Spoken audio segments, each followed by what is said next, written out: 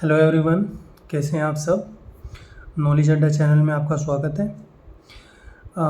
पिछली वीडियो में हमने मई मंथ की बैंकिंग अवेयरनेस कंप्लीट की थी, जो आपको मिल जाएगी, आप जाके देख सकते हैं चैनल पर। जो 2 पार्ट्स में थी, इसके हमने 2 पार्ट्स किए थे।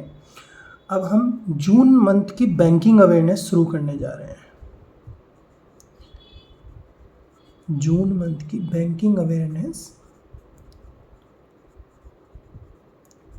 हम शुरू करने जा रहे हैं, ठीक है। जो आपका जैसे आपको पता लग गया होगा कि एसबीआई क्लर्क का जो प्री एग्ज़ाम था उसका रिजल्ट आ गया है।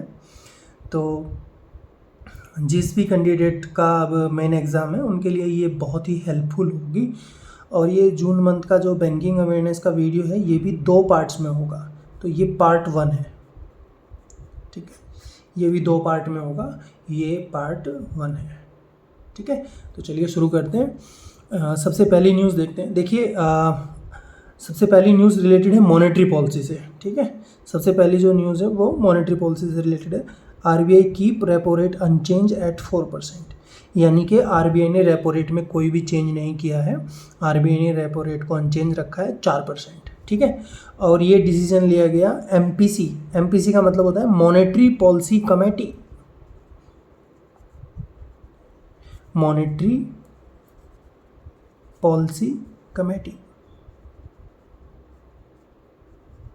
ठीक है।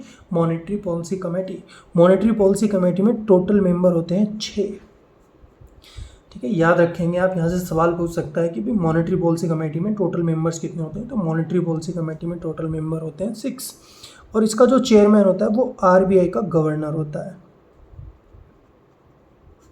तो जो भी आरबीआई का गवर्नर होगा वो मॉनेटरी पॉलिसी कमेटी का चेयरमैन होगा, ठीक है।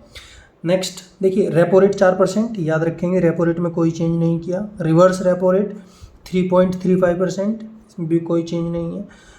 MSF marginal standing facility 4.2%, bank rate 4.2%, CRR 4% and SLR 18%।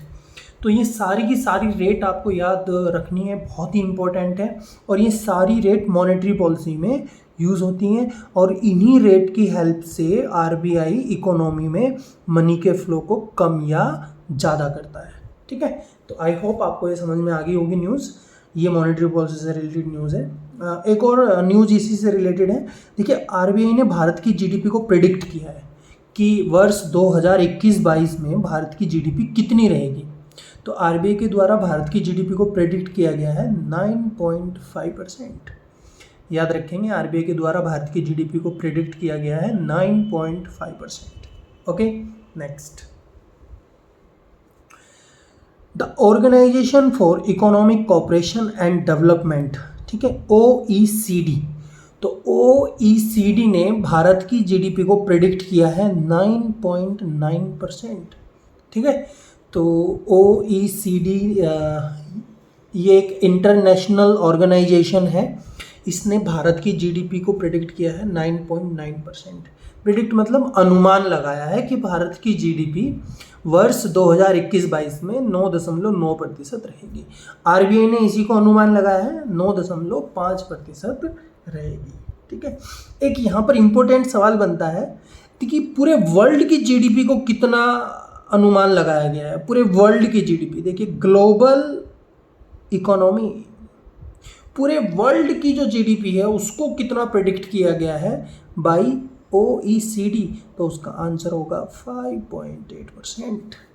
उसका आंसर होगा 5.8%। इंपॉर्टेंट है, कई बार पूछ लेता है कि भाई ओईसीडी ने पूरे वर्ल्ड की इकोनॉमी को कितना प्रेडिक्ट किया है, तो उसका आंसर होगा 5.8%। ओके, नेक्स्ट यहाँ पर सवाल पूछ सकता है कि भाई ओईसीडी का हेडक्वार्टर कहाँ पर है। तो ओईसीडी का हेडक्वार्टर है पेरिस, फ्रांस। ओईसीडी का हेडक्वार्टर है पेरिस, फ्रांस। एसबीआई आप सब जानते हैं, देश का सबसे बड़ा बैंक। तो एसबीआई के द्वारा एक रिपोर्ट पब्लिश की गई है, जिस रिपोर्ट का नाम है इकोरैप।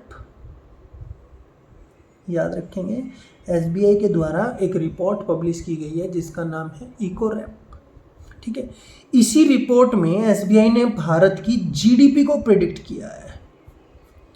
इसी रिपोर्ट में आरबीआई ने भारत की जीडीपी को प्रेडिक्ट किया है और बोला है कि भारत की जीडीपी रहेगी 7.9%। ठीक है, तो it's a very important for you.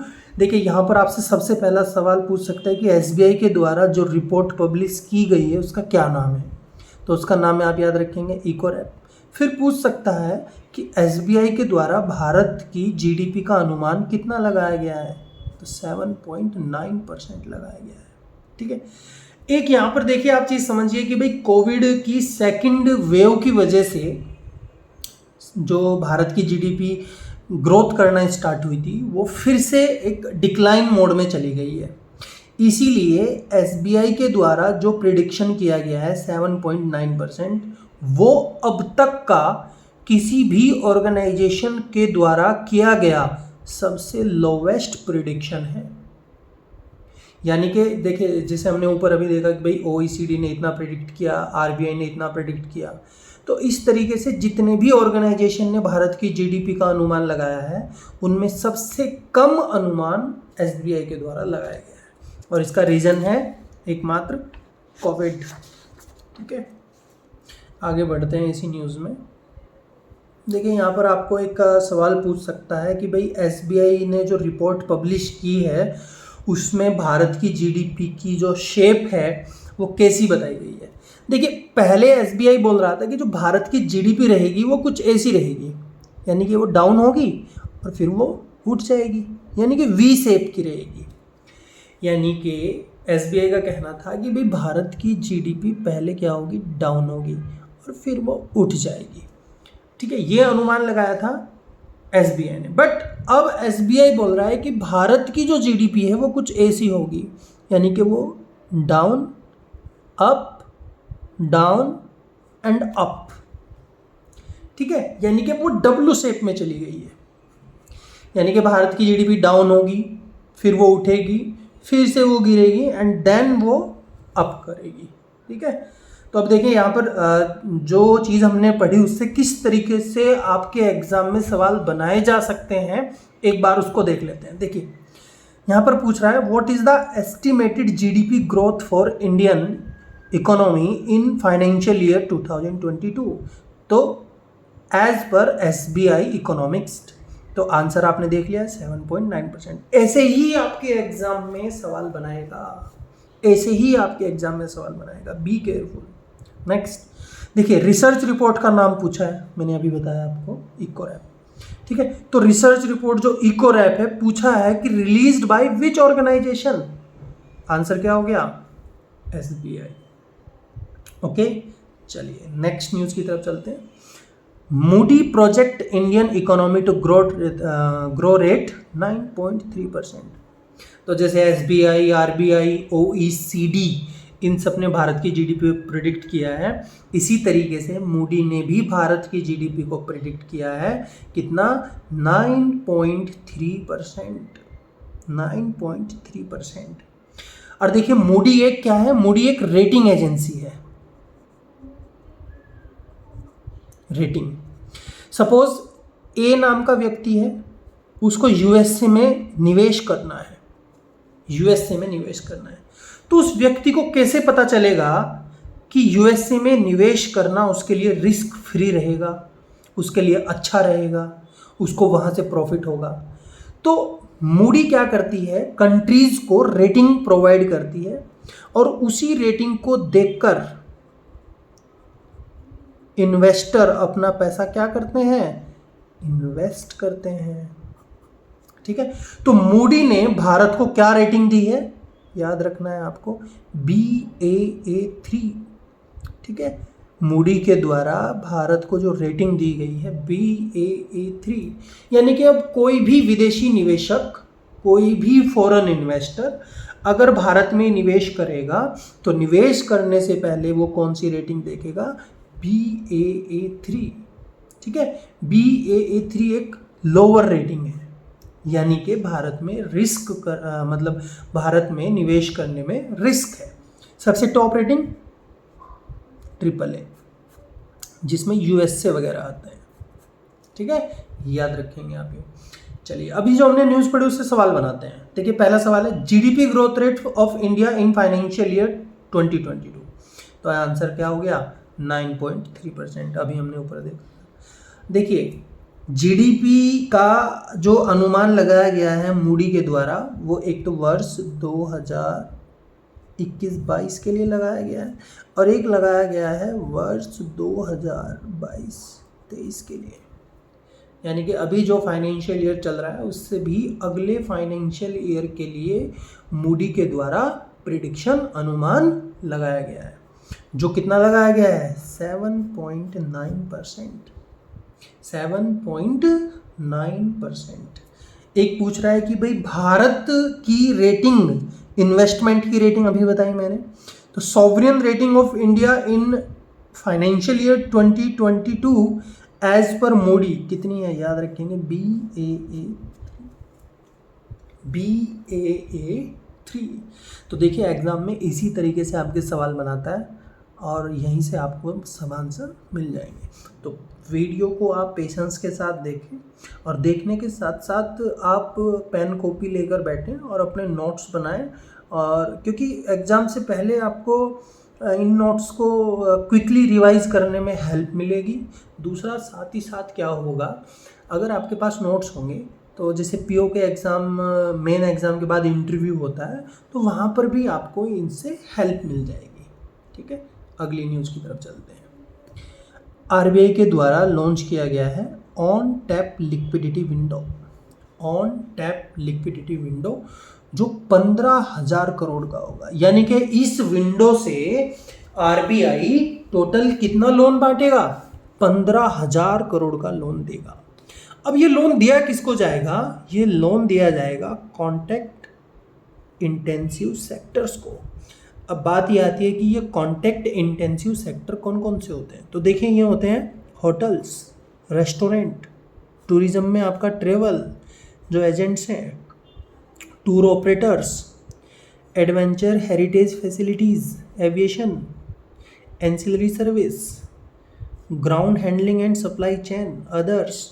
ठीक है, देखिए bus operators, car repair services, rent पे कार देने वाले, ठीक है, conference organisations, spa, clinics, beauty parlour, salon, ये सब कॉन्टैक्ट इंटेंसिव सेक्टर्स में आते हैं और इनके लिए आरबीआई ने 15,000 करोड़ के लोन की व्यवस्था की है।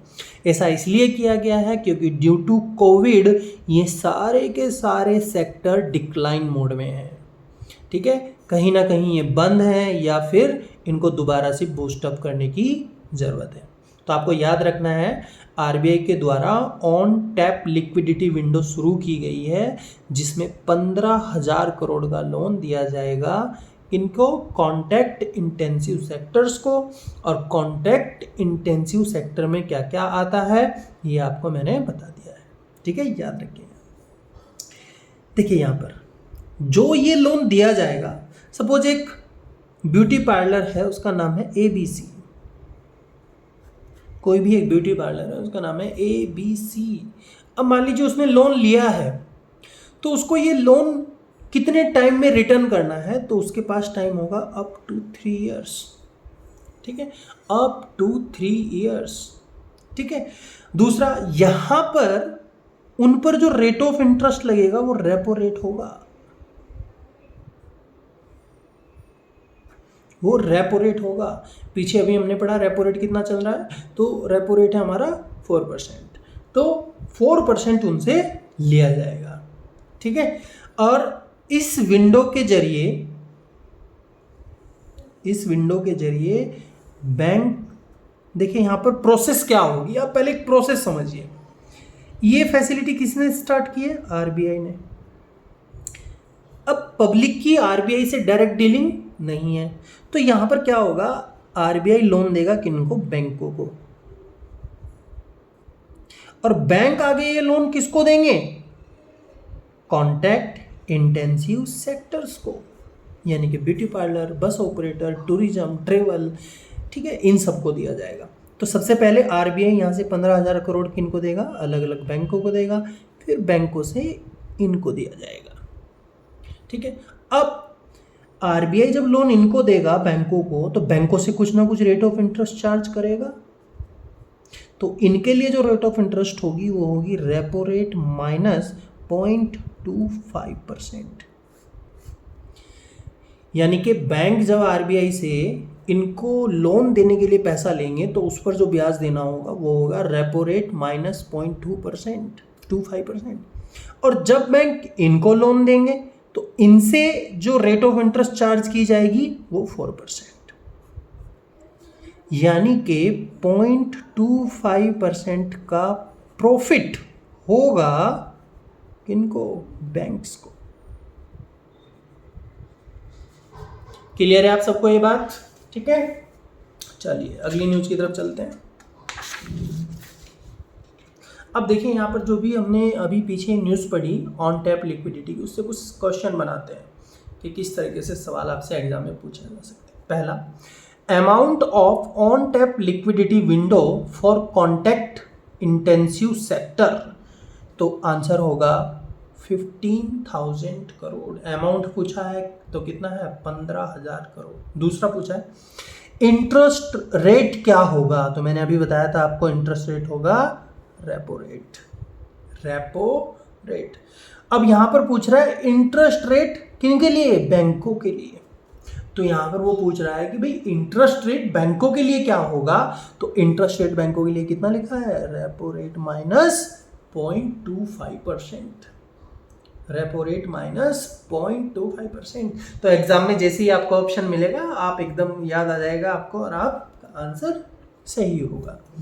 चलिए नेक्स्ट देखिए, आईसीआईसी बैंक ने पार्टनरशिप की है स्विफ्ट के साथ, ठीक है, to offer instant cross border inward remittance facility. Inward remittance facility यानी कि अगर विदेश से कोई भी व्यक्ति भारत में पैसे भेजना चाहता है, याद रखना है आपको, विदेश से मान लीजिए यूएसए से कोई व्यक्ति इंडिया में पैसे भेजना चाहता है, तो देखिए क्रॉस बॉर्डर है, दूसरा देश है, तो जब एक देश से दूसरे देश को पैसे भेजे जाते हैं तो उसके लिए हम एक नेटवर्क यूज करते हैं जिसका नाम है स्विफ्ट।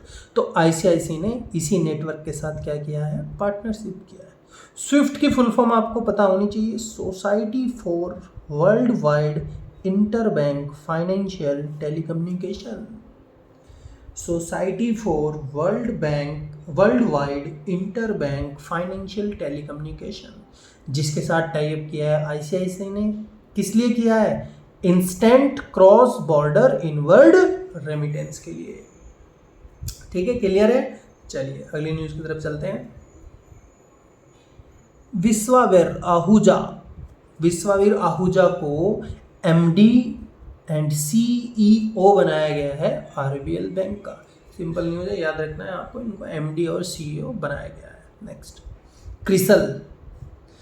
जैसे हमने पीछे अभी देखा था मूडी एक रेटिंग एजेंसी है, इसी तरीके से जो क्रिसल है वो भी एक रेटिंग एजेंसी है। बट ये कहाँ की रेटिंग एजेंसी है? इंडिया की। ये हमारी रेटिंग एजेंसी है, ठीक है। तो क्रिसल ने भारत की जीडीपी को प्रेडिक्ट किया है कितना? 9.5%। 9.5%। चलिए कमेंट सेक्शन में मुझे जल्दी से बताइए कि किस ऑर्गेनाइजेशन के द्वारा भारत की जीडीपी को सबसे कम प्रेडिक्ट किया गया है? किस ऑर्गेनाइजेशन के द्वारा भारत की जीडीपी को सबसे कम प्रेडिक्ट किया गया है? चलिए नेक्स्ट क्वेश्चन की तरफ चलते हैं। नीति आयोग आप सब जानते हैं, तो नीति आयोग ने रिकमेंड किया है प्राइवेटाइजेशन के लिए किन दो बैंकों को? Central bank and Indian overseas bank. तो नीति आयोग ने central bank and Indian bank को प्राइवेटाइजेशन के लिए रिकमेंड किया है। देखिए आप वीडियो जाके देख सकते हैं, मैंने पब्लिक सेक्टर बैंकों की एक वीडियो बनाई है, उसमें मैंने आपको प्राइवेटाइजेशन और क्यों इनका मर्जर किया जा रहा है वो सब बताया हुआ है। मैं आपको बता देता हूँ, भारत में इस समय टोटल पब्लिक सेक्टर बैंक हैं 12। Total public sector bank Bharat में कितने हैं? 12। अब देखिए इनमें से भी अगर दो बैंक और प्राइवेट हो जाएंगे तो सरकारी बैंकों की संख्या घटकर कितनी हो जाएगी? 10। यानी कि जब आप IBPS का एग्जाम देंगे तो आपको सिर्फ किन बैंकों के लिए एग्जाम देना होगा? 10 बैंकों के लिए एग्जाम देना होगा। ऐसा किया क्यों जा रहा है तो उसका मैं आपको यहाँ पर एक छोटा सा हिंट दे देता हूँ। देखिए, भारत सरकार ने एक टारगेट बनाया है डिसइन्वेस्टमेंट का। डिसइन्वेस्टमेंट का मतलब होता है सरकार ने जिन ऑर्गेनाइजेशन में अपना पैसा लगाया है उन सब ऑर्गेनाइजेशन से अपना पैसा निकाल लेना। तो अब इन बैंकों को जब प्राइवेट कर दिया जाएगा तो इन बैंकों से सरकार अपना निवेश खत्म कर लेगी और ख़त्म कर लेने पर ये बैंक प्राइवेट हो जाएंगे। तो सरकार का जो डिसइन्वेस्टमेंट का टारगेट है वो कितना है? 1.75 लाख करोड़। 1.75 लाख करोड़, याद रखना है आपको ये बात, 1.75 लाख करोड़। नेक्स्ट, RBI ने 6 करोड़ रुपए की पेनल्टी लगाई है किन 2 बैंकों पर? Bank of India and Punjab national bank पर, क्योंकि उन्होंने नॉर्म्स का वायलेशन किया, उन्होंने नियमों का उल्लंघन किया। अब इसमें से जो टोटल 6 करोड़ की पेनल्टी लगी है उसमें से बैंक ऑफ इंडिया पर 4 करोड़ की पेनल्टी है और 2 करोड़ की पेनल्टी पंजाब नेशनल बैंक पर लगाई गई है। याद रखेंगे, RBI ने टोटल 6 करोड़ की पेनल्टी लगाई है किन 2 बैंकों पर? Bank of India and Punjab national bank. Bank of India 4 crore, Punjab national bank पर 2 करोड़ की पेनल्टी लगाई गई है। अगली न्यूज़ की तरफ चलते हैं। वर्ल्ड बैंक, ठीक है, कमेंट में मुझे जल्दी से आप सब बताइए कि भाई वर्ल्ड बैंक का हेडक्वार्टर कहाँ पर है। ठीक है, आप लोगों को कमेंट में बताना है कि वर्ल्ड बैंक का हेडक्वार्टर कहाँ पर है। तो वर्ल्ड बैंक ने भारत की GDP को प्रेडिक्ट किया है, वर्ल्ड बैंक ने भारत की GDP को प्रेडिक्ट किया है 8.3%। 8.3%। कौन से फाइनेंशियल ईयर के लिए? 21-22 के लिए। तो यहाँ पर आपसे पूछ सकता है कि भाई 21-22 के लिए वर्ल्ड बैंक के द्वारा भारत की GDP को कितना प्रेडिक्ट किया गया है? 8.3%। ठीक है, और एक चीज़ यहाँ पर आप याद रखेंगे, वर्ल्ड बैंक के द्वारा एक रिपोर्ट पब्लिश की जाती है। आपसे पूछ सकता है कि उस रिपोर्ट का नाम क्या है, तो उसका नाम है वर्ल्ड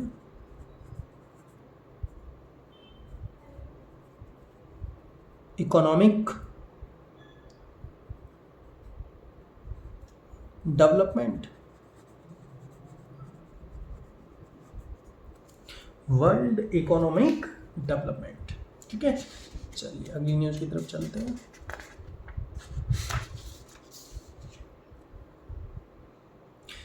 देखिए, अभी मैंने आपको बताया कि भाई वर्ल्ड बैंक ने भारत की GDP को प्रेडिक्ट किया है और प्रेडिक्ट किया था 8.3%। बट कौन से साल के लिए? 2021 व 22, हमारा इस फाइनेंशियल ईयर के लिए। और वर्ष 2022-23 के लिए कितना प्रेडिक्ट किया है? 7.5%। 7.5%। और पूरे वर्ल्ड की GDP को कितना अनुमान लगाया है? पूरे वर्ल्ड की GDP का अनुमान लगाया है 5.6%। तो भारत की GDP की बात करें 2021-22 के लिए वर्ल्ड बैंक के द्वारा 8.3%, 2022-23 के लिए 7.5% और पूरे वर्ल्ड की GDP के लिए बात करें तो 5.6%।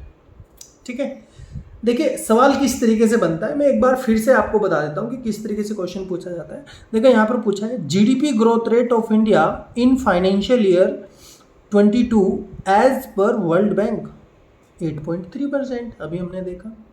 अब कह रहा है कि GDP growth rate of India in financial year, sorry यहाँ पर 23 होगा, in financial year 23 as per World Bank 7.5% and global GDP 5.6%। ठीक है, देखिए कि यहाँ पर जो मैंने आपको बताया ग्लोबल इकोनॉमिक डेवलपमेंट, वो भी वर्ल्ड बैंक की रिपोर्ट है और ये जो डाटा दिया गया है ये डाटा पब्लिश किया गया है ग्लोबल इकोनॉमिक प्रोस्पेक्ट्स। याद रखना है, एक और रिपोर्ट आपके सामने आ गई है ग्लोबल इकोनॉमिक प्रोस्पेक्ट्स और एक रिपोर्ट मैंने आपको बताई है world economic development. World economic development. ठीक है, एक रिपोर्ट है, कंफ्यूज नहीं होना है, इकोनॉमिक आउटलुक, एक रिपोर्ट है इकोनॉमिक आउटलुक, इकोनॉमिक आउटलुक जारी करता है आईएमएफ। चलिए अगली न्यूज की तरफ चलते हैं। तो अगली न्यूज है इक्रा। तो इक्रा ने भारत की जीडीपी को प्रिडिक्ट किया है 8.5%। 8.5%। अब पूछ सकता है आपसे क्वेश्चन में कि इक्रा का हेडक्वार्टर कहाँ पर है। तो इक्रा का हेडक्वार्टर गुड़गांव में है। इक्रा क्या है? इक्रा एक रेटिंग एजेंसी है और ये इंडिया की है। ठीक है, इक्रा एक रेटिंग एजेंसी और ये इंडिया की है। चलिए नेक्स्ट देखिए, India ties with Russia as 4th largest forex reserve. सबसे पहला सवाल कि भाई फॉरेक्स रिजर्व क्या होता है। तो फॉरेक्स रिजर्व मेंटेन करता है आरबीआई। ठीक है, और फॉरेक्स रिजर्व में आरबीआई के पास जो गोल्ड है, जो फॉरेन करेंसी है, आईएमएफ के पास जो पैसा रखा गया है, वो इन सारे रिजर्व को मिलाकर एक रिजर्व बनता है जिसको बोला जाता है फॉरेक्स रिजर्व। आई रिपीट, इसमें आपका गोल्ड, फॉरेन करेंसी, ठीक है, आईएमएफ के पास जो पैसा है वो, और इसको हम बोलते हैं एसडीआर, और एक होती है हमारा रिजर्व ट्रेंच। इन चार चीजों को मिलाकर हमारा क्या बनता है? फॉरेक्स रिजर्व बनता है। और अब तक का सबसे हाई फॉरेक्स रिजर्व हुआ भारत का 4 जून 2021 को। तो 4 जून 2021 को भारत का टोटल कितना फॉरेक्स रिजर्व हुआ? 605.008 बिलियन यूएस डॉलर। ठीक है, तो 605.008 बिलियन डॉलर अब तक का भारत का सबसे हाईएस्ट फॉरेक्स रिजर्व था। अब यहां पर देखो लिखा है इंडिया टाइज अप, यानी कि रशिया की भी 4th पोजीशन है और इंडिया की भी 4th पोजीशन है। ऐसा इसलिए क्योंकि रशिया का फॉरेक्स रिजर्व है 605.2 बिलियन यूएस डॉलर, इसलिए दोनों की पोजीशन 4th है। तो पूछ सकता है इंडिया ने किस कंट्री के साथ 4th पोजीशन को शेयर किया है। तो 605 रशिया के साथ शेयर किया है। या फिर पूछ सकता है कि भाई रशिया का फॉरेक्स रिजर्व कितना है या इंडिया का फॉरेक्स रिजर्व कितना है। तो ये डेटा आप याद रखेंगे। नेक्स्ट, एसबीआई लॉन्च कवच personal loan for Covid stress customer. ऐसे ग्राहक जो कोविड से जूझे हैं या जो कोविड की वजह से परेशान हुए हैं या जिनको कोविड हुआ था, एसबीआई के ग्राहक, एसबीआई ने उनके लिए एक नई लोन स्कीम लॉन्च की है जिसका नाम है कवच पर्सनल लोन। ठीक है, फिर ये किनके लिए है? कोविड स्ट्रेस कस्टमर्स के लिए है। तो पूछ सकता है, देखिए क्वेश्चन कैसे बनाएगा, which bank has launch the कवच पर्सनल लोन? एसबीआई। अब अगला सवाल इसमें पूछ सकता है, maximum amount that can be availed under the loan scheme 5 lakh. यानी कि इसके कवच पर्सनल लोन के तहत आप मैक्सिमम कितना लोन ले सकते हैं? 5 लाख तक का लोन ले सकते हैं। दूसरा यहाँ पर पूछ सकता है कि rate of interest to be charge for Kavach personal loan कितना होगा? 8.5% होगा। 8.5% होगा। ठीक है, तो ये था हमारा जून मंथ का part 1। Stay tune for part 2। और मैंने जैसे आपको बताया कि पेन कॉपी लेकर आप बैठें और प्लीज़ इसको नोट करें और अपने नोट्स बनाएं और उनको रिवाइज करें। ठीक है, जनरल अवेयरनेस में आपको किसी भी तरह की कोई प्रॉब्लम नहीं होगी। और बैंकिंग से रिलेटेड अगर किसी भी टर्म्स में आपको परेशानी आती है तो आरबीआई से हमने स्टार्ट किया है। आप आरबीआई की वीडियो देख सकते हैं, पब्लिक सेक्टर बैंक की वीडियो अपलोड कर दी गई है, उसको देख सकते हैं। और प्लीज़ लाइक एंड सब्सक्राइब करना ना भूलें।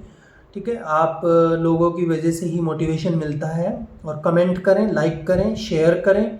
Thank you so much.